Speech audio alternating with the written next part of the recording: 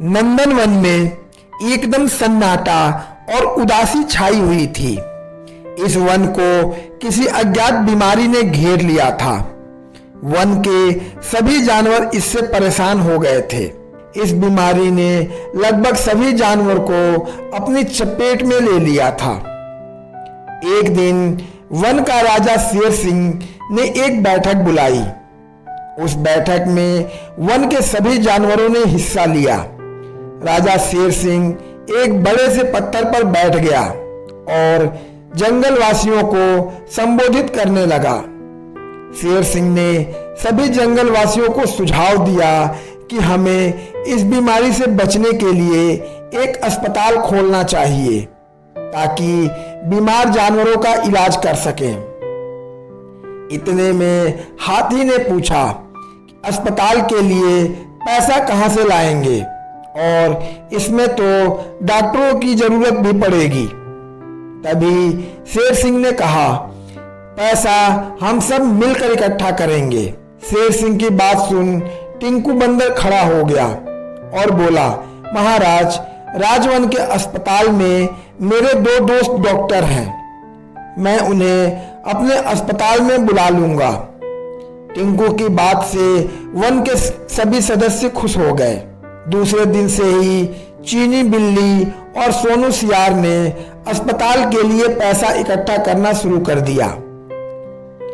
सभी जंगल वासियों की मेहनत सफल हुई और जल्द ही वन में अस्पताल बन गया और चलने लगा। टिंकू बंदर के दोनों डॉक्टर अस्पताल में आने वाले मरीजों का इलाज करते और मरीज भी ठीक होकर डॉक्टरों को दुआएं देते हुए जाते। कुछ दिनों तक तो सब कुछ ठीक चलता रहा, परंतु कुछ समय के बाद टीपू खरगोश के मन में लालच आ गया। टीपू ने बंटी खरगोश को बुलाया और कहा, यदि हम अस्पताल की दवाइयां पास वाले जंगल में बेच देते हैं जिससे हम दोनों को खूब कमाई कर सकते हैं। लेकिन बंटी खरगोश ईमानदार था, उसे टीपू की बात पसंद नहीं आई।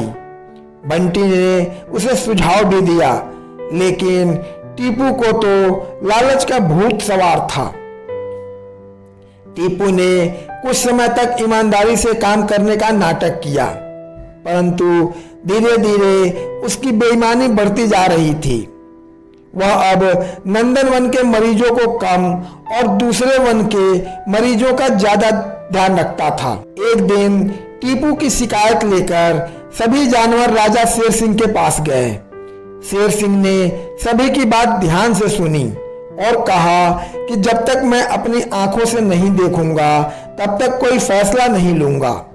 शेर सिंह ने जांच का पूरा काम चालाक लोमड़ी को सौंपा। दूसरे दिन से ही चालाक लोमड़ी टीपू पर नजर रखने लगी। टीपू लोमड़ी को नहीं जानता था। कुछ दिनों तक लोमड़ी ने नजर रखने के बाद उसे रंगे हाथों पकड़ने की योजना बनाई। लोमड़ी ने इस बात की जानकारी शेर सिंह को दी ताकि शेर सिंह अपनी आंखों से टीपू को पकड़ सके। लोमड़ी डॉक्टर टीपू के कमरे में गई और बोली, मैं पास वाले जंगल से आई हूं। वहां के राजा की तबीयत काफी खराब है। यदि आपकी दवाई से वह ठीक हो गए तो आपको माला माल कर देंगे।